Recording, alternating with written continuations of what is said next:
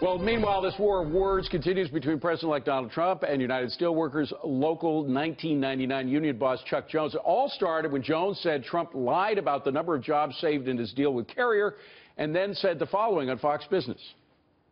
Donald Trump and Governor Pence are taking credit for 350 jobs that are research and development jobs that were staying here in Indianapolis from the start. When Carrier announced the close down of the facility originally, they made it perfectly clear to announce that the research and development jobs, 350 people, were staying here, and then they won't take credit for them again. Well, then Trump lashed out at Jones over Twitter, saying, quote, Chuck Jones, who's president of United Steelworkers 1999, has done a terrible job representing workers. No wonder companies flee country. United Steelworkers International President Leo Gerard joins us now with his take on all of this. And the thing I don't get about this, Mr. Gerard, is all presidents and president-elects make exaggerated claims for whatever. I heard President Obama talk, in order to sell Obamacare, he said you're not going to lose your plan, costs aren't going to go up, et cetera. He also talked about all those jobs in stimulus, thousands of jobs. When people investigated, there weren't as many as he claimed. So why are we surprised that he may have put the number up a couple of hundred? Well, here's part of the problem with that. These people were going to lose their jobs. And when he announced that 1,100 people would be saved, a whole bunch of those people went away thinking that they were going to have some sense of security.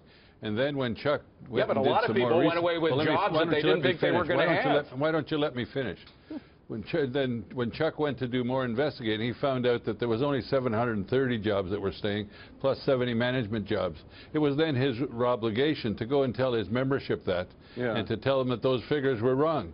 He was doing his job. He was doing his job. He was doing his job. And I got the fact that Trump was selling something with an exaggerated number, even though it was a lot less exaggerated than a lot of Obama's claims. But what I don't understand is, aren't you and President-elect Trump after the same thing, to keep as many jobs in the United States as possible? Don't you share that? Don't you share that goal? Let me tell you that right after the election, we wrote President-elect Trump a letter.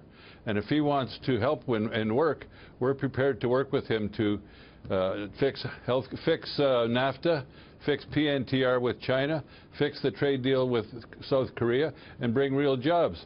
And we've said that we're prepared to work with him on that.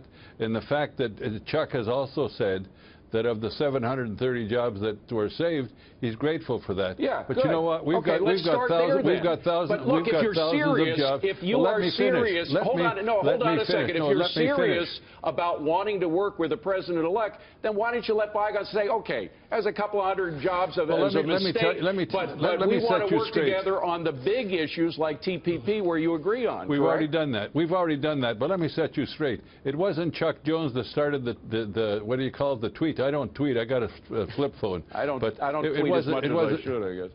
It wasn't Chuck that started this. Chuck had an obligation to tell his members the facts, because a lot of people thought they were going to have jobs that ended up not having jobs. But look, you were for President Obama. You were on his one of his trade groups. You were for Hillary Clinton. I mean, you're willing to let bygones be bygones. I think Trump doesn't particularly care if you were Democrat or Republican. He just wants to work with people who want to keep jobs here in America. I think you guys could work together, don't you? Let me make a point that I think President-elect Trump has made that I hope he follows through on. And here's what he said. Any company that fires American workers and goes offshore to make a product and then expects to export that product back to America after they've destroyed and fired people's jobs, he wants to slap a 35% tax on that. Right. I'm with him on that. I'm with him on that. When he wants to fix NAFTA, we're with him on that. When we want to have an infrastructure bill that's going to modernize America's infrastructure and do it with domestic products, I want to be with him on that. Right. But the problem is, don't attack our local union president for doing his job.